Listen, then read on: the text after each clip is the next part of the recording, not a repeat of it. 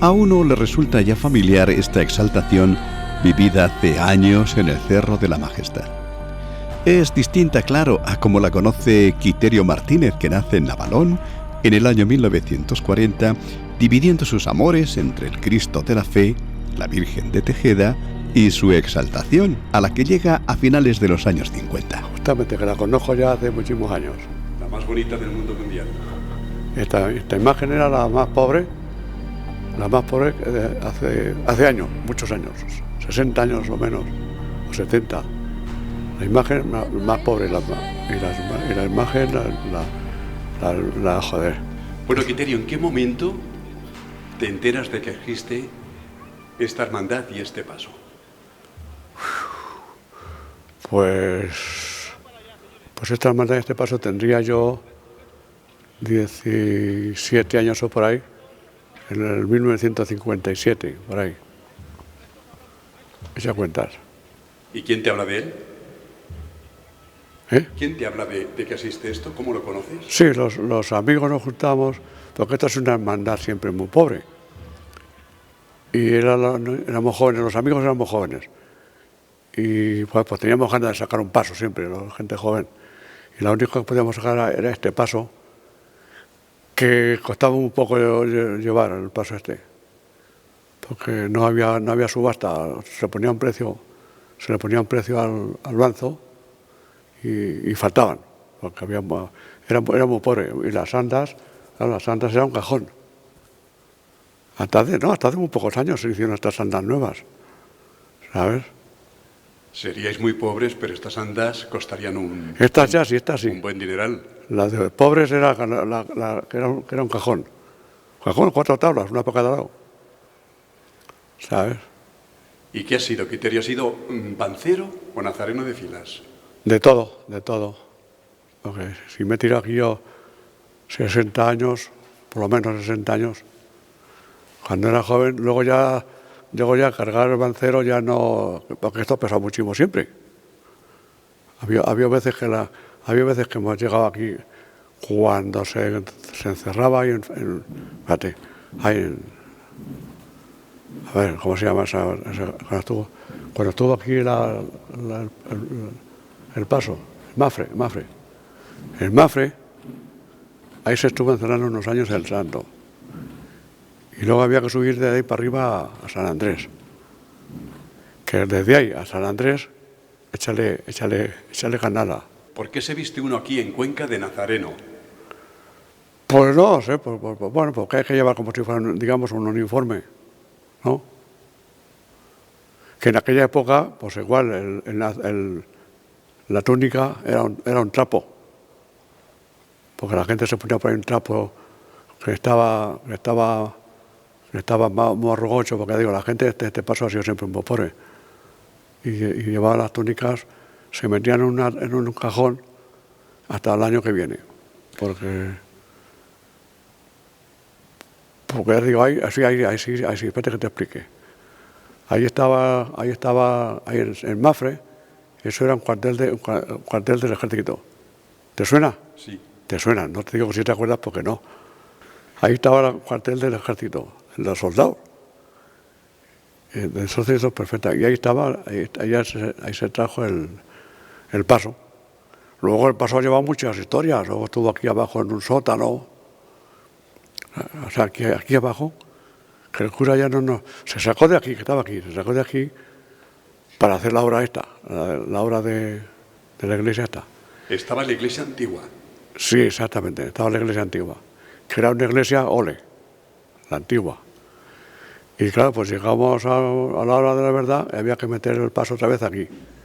Y aquí no sé cuántos, que ya no me acuerdo cómo se llamaba aquel cura, que tuvimos que discutir con él unos cuantos mayores para poder volver otra vez aquí al santo. Y nada, como muchos nos daban A muchos nos daban un trocito de abajo, para dejarlo para ir en un cajón metido. Y luego ya al final el Cristo lo sacábamos ahí a la principal, luego lo quitábamos y lo subíamos, y al final se hizo aquí esto y las andas y luego ya era pues el mejor sitio para el Cristo, como lo ves. El Domingo de Ramos, Jesús Morón nos recordaba cuando, además de la procesión de la borriquilla, iban al Salvador a poner en andas al Cristo de la Agonía por la tarde. Y claro, la ilusión por la mañana, ilusión por la tarde, pues el domingo era perfecto para mí. ¿Veníais aquí a montar el Cristo de la Agonía? Sí, aquí donde estamos ahora justamente. Aquí nos juntamos para montarlo el domingo por la tarde ya en el altar mayor. Luego se empezó a montar más días de entre semana, pero en un principio se montaba el domingo por la tarde. Yo me acuerdo con 10, 12 años, mi padre y madre, ¡hala, nene, vámonos arriba a montar el Cristo! Todos juntos para arriba. Pues ya te digo, muy contentos por la mañana con la procesión, por la tarde montábamos el Cristo, pues el día era completo para mí. Pues vamos a referirnos a ese momento del Domingo de Ramos, porque montáis, cuando colocáis al Cristo de la Agonía sobre las andas, lo tenéis que elevar desde el coro, sí, con un sistema de cuerdas. Exacto. Que es tremendo, ¿verdad? Arriba se suben unas cuerdas, se suelen atar en la cruz, y la cruz se pone vertical del todo, las andas se ponen debajo del coro y entonces se deja caer la cruz dentro de las andas. Jesús Morón nace en Cuenca, en el barrio de Los Moralejos, entrando en la Hermandad de la Agonía nada más nacer, porque la cosa va de generación en generación. Su bisabuelo apuntó a su abuelo, el abuelo a su padre y su padre a él.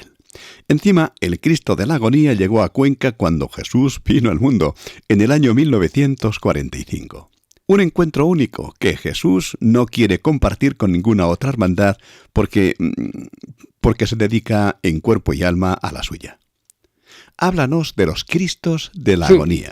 Mi familia, por parte paterna, han pertenecido siempre al Cristo de la Agonía. Han sido muy amantes del Cristo de la Agonía y ese amor pues ha ido transmitiendo de generación en generación hasta llegar a la generación actual. Yo hace 75 años que nací y el Cristo de la Agonía vino a Cuenca justamente hace 74 años. Es decir, cuando el Cristo de la Agonía vino a Cuenca, yo ya estaba dentro de la hermandad. La hermandad ha tenido 4 Cristos. Se fundó en el año 1715 con un Cristo así de pequeñete. Entonces había unas procesiones que se celebraban todos los viernes de Cuaresma, pues un rosario penitencial, y subía hasta la catedral y luego bajaba otra vez a su iglesia. Esas procesiones penitenciales se hacían con el Cristo pequeñete. Así estuvo durante 15 años. A los 15 años se incorporó a la hermandad el Cristo de marfil. Y claro, entonces salía en la procesión. Pero los 2 Cristos eran muy pequeños de estatura. Entonces, en una procesión, pues resultaban muy, muy pequeños. Y un tío de mi padre, cura de la catedral, se dio cuenta de que eso era muy pequeño y él quiso donar un Cristo. Él, según rezan los escritos, era presbítero y sacristán mayor de la catedral. Le encargó a un escultor un Cristo de tamaño natural, pero con la condición de que fuera imitación del milagroso Cristo de Limpias. Así se hizo y se lo donó a la hermandad. Entonces la hermandad se juntó con 3 imágenes. El Cristo pequeñito, el fundacional, se lo regalaron al cura y el cura dice, pues yo se lo regalo a la catedral. Ese Cristo siempre fue conocido como el Cristo de Limpias. Como era a imitación, pues todo el mundo lo conocía como el Cristo de Limpias. Entonces luego después ya vino el Cristo que hay a mis espaldas y esos son los 4 Cristos que tiene siempre la hermandad, con el que se fundó el Cristo de Limpias, antes el Cristo del marfil a los 15 años y luego el de la Agonía. De esos ahora hay 3. El Cristo de Limpias se destruyó durante la guerra y ahora quedan los otros 3. Uno que está en la catedral y el Cristo del marfil y el Cristo de la Agonía. Has citado a tu antepasado, recuérdanos su nombre. Rufino Morón Alonso. Cuando el Cristo de la Agonía vino aquí a esta capilla, en un principio estaba ahí, en este lateral. Ahí tenía una mesa y ahí estaba puesto el Cristo de la Agonía. Y ya de ahí luego pasó aquí. El Cristo de marfil, cuando vino, estuvo en el altar mayor, donde está hoy la imagen de El Salvador, de Jesús Salvador. ahí estuvo el Cristo de marfil, porque esa imagen aún no existía. Cuando esa imagen vino aquí al Salvador, claro, ocupó ese sitio. Y entonces se pasó también aquí a la capilla de San Juan Bautista. En aquella época, la gente, no sé por qué, habían intentado robar en las iglesias. Pensaban que aquí había pues candelabros de oro, yo no sé qué pensarían. Y entonces, Monseñor Guerra Campos, que era entonces el prelado de aquí, de la diócesis, el obispo, le dijo a todos los curas que procurasen meter en las cajas fuertes todo lo que tuvieran de valor por miedo a los robos. Y entonces el Cristo del marfil fue a parar a la cámara acorazada del Salvador. Y allí estuvo muchos años hasta que desde allí se mudó al museo. Que es donde está ahora. Que es donde está ahora. Ajá. Todo ese recorrido han recorrido las imágenes a lo largo de las iglesias.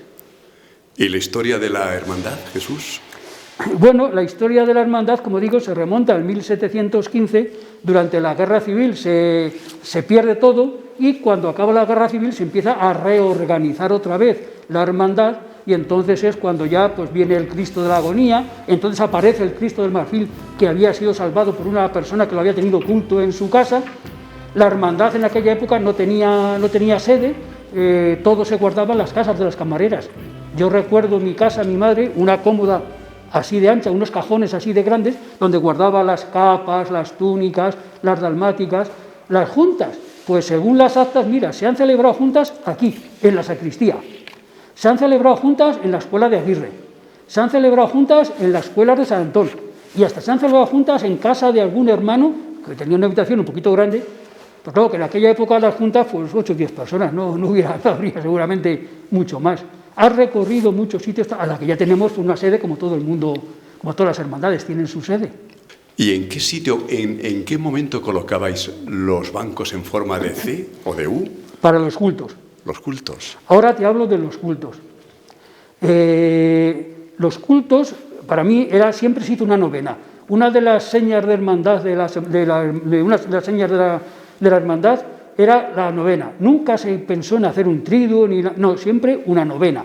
Por además lo decían así los estatutos. Recordemos que los estatutos decían que la finalidad de la hermandad era rendir culto al excelso titular. No decían que era para hacer una procesión y para hacer... No, rendir culto al excelso titular.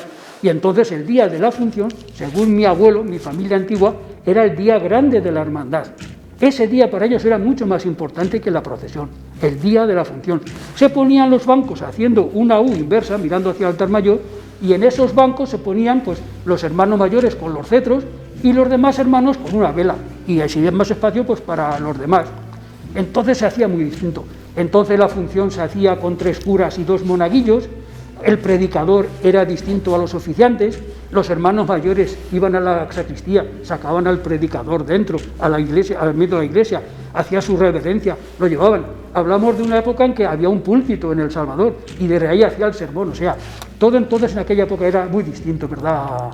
Ahora, yo he estado mirando algunas cosas y he visto que en las constituciones segundas que se hicieron, decía que la hermandad, el día anterior a la función, se tenía que hacer un miserere, que se hace ahora. El sábado, después de la novena, se hace el miserere tradicional. Y que se hicieran, y además lo dice así literalmente, hogueras y luminarias. Y en aquella época se hacían hogueras, se tiraban cohetes, incluso hubo un año que se hicieron 3 ruedas de pólvora. ¿De qué año estamos hablando? Uy. Más o menos. De hace 75 años, 74, 73. Jesús, ¿tú recuerdas haber visto desfiles con los nazarenos, con la túnica y cola? Yo no solamente lo he visto, sino que lo he sufrido, porque es que cuando la hermandad tenía pocos hermanos, si las filas avanzaban mucho, el paso se quedaba detrás. La única forma de que el paso estuviera dentro de las filas es que las filas fueran más largas. No había suficientes nazarenos, pues bueno, a las túnicas se ponía una cola larga y con eso avanzaba. Pues no veas que al hacer así tenías que arrastrar todo eso, no veas lo que pesaba todo eso.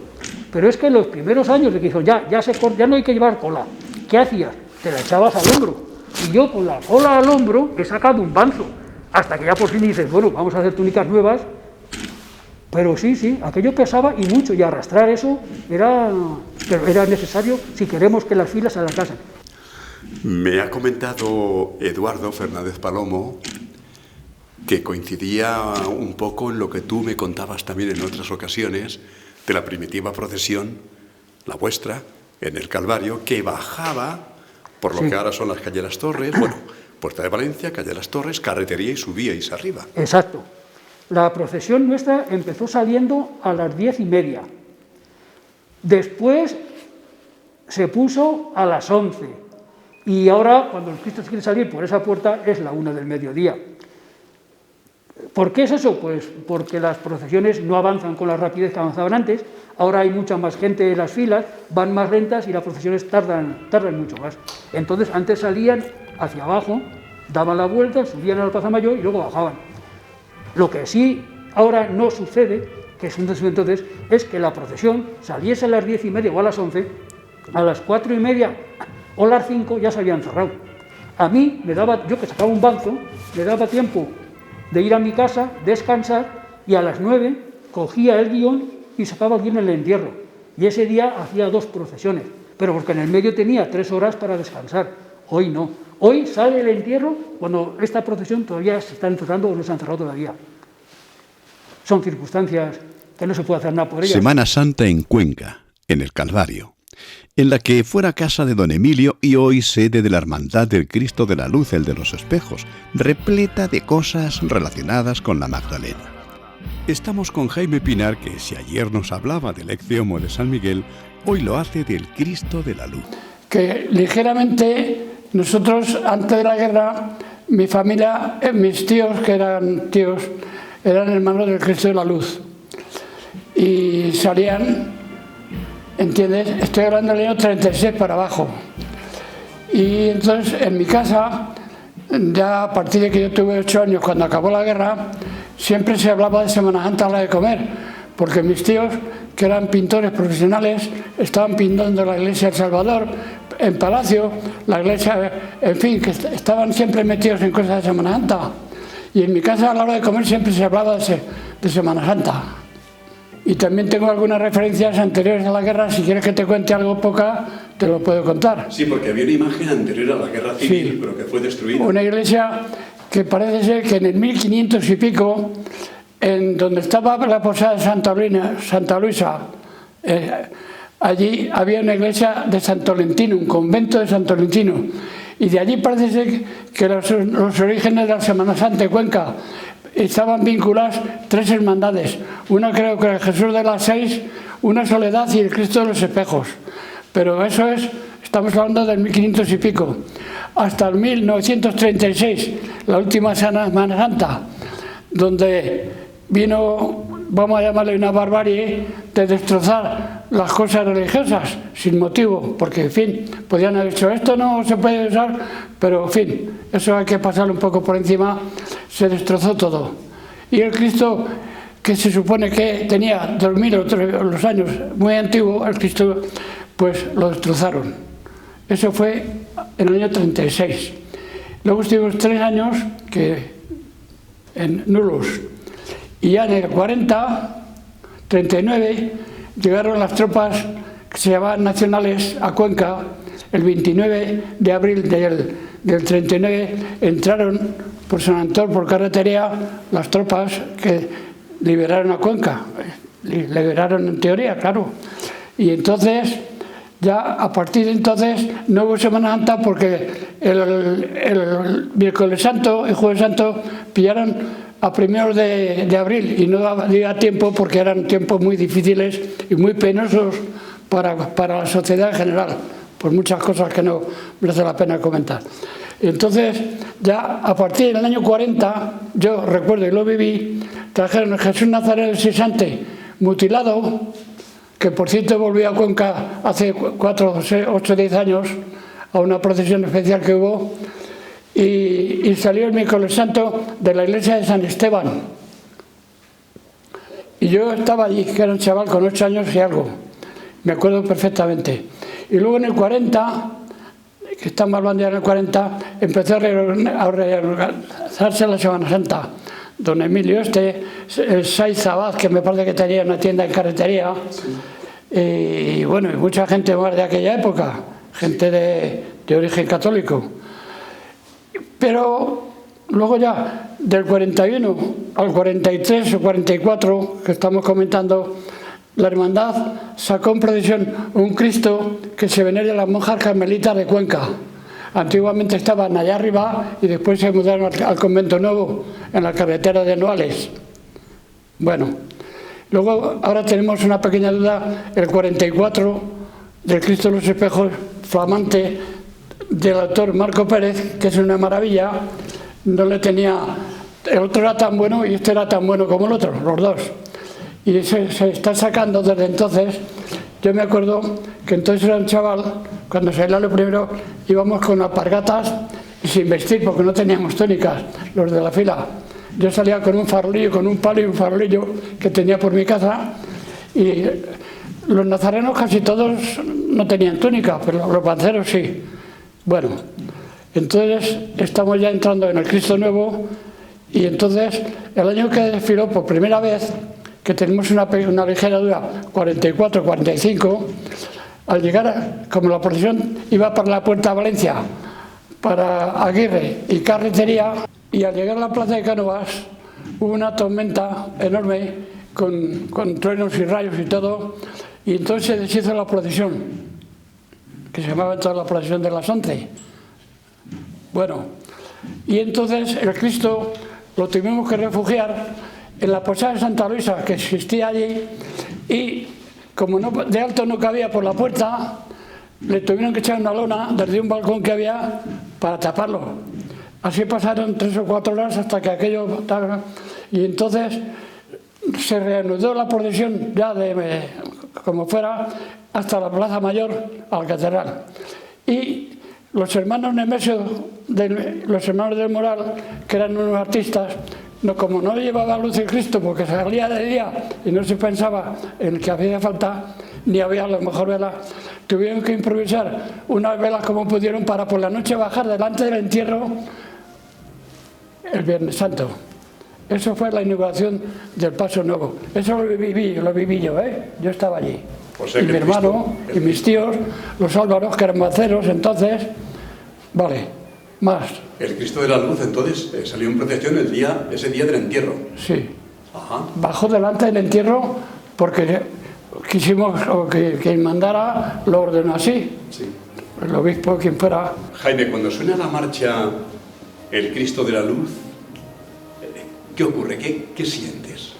Bueno, la marcha del Cristo de la Luz, claro, es nuestra y a mí me llena por dentro. Pero también quiero recordar, porque yo en aquella época, 2 años fui músico de la banda de Cuenca, de chaval.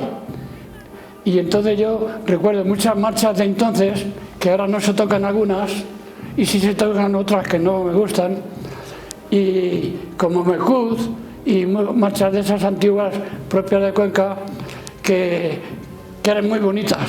Y yo las recuerdo, porque yo resulta que el miércoles santo, no había el martes santo, no había procesión. Salimos, ¿sabes dónde está la panadería de Genaro? Ahí el miércoles santo me acuerdo que habían echado tierra, porque la calle era de tierra, y la había tal. Y salí yo de músico aquel año, 40 y tantos también, tocando el clarinete en la banda de Cuenca. ¿Comprendes? Con el maestro Calleja. Y entonces tocábamos unas marchas muy bonitas, muy antiguas, que también tocábamos de Beethoven, de Chopin, esas marchas que nos tocan ahora.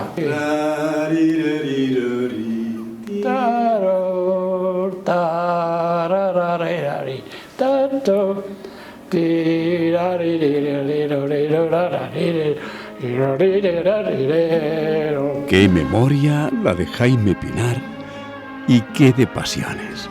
Pasiones. Semana Santa en Cuenca.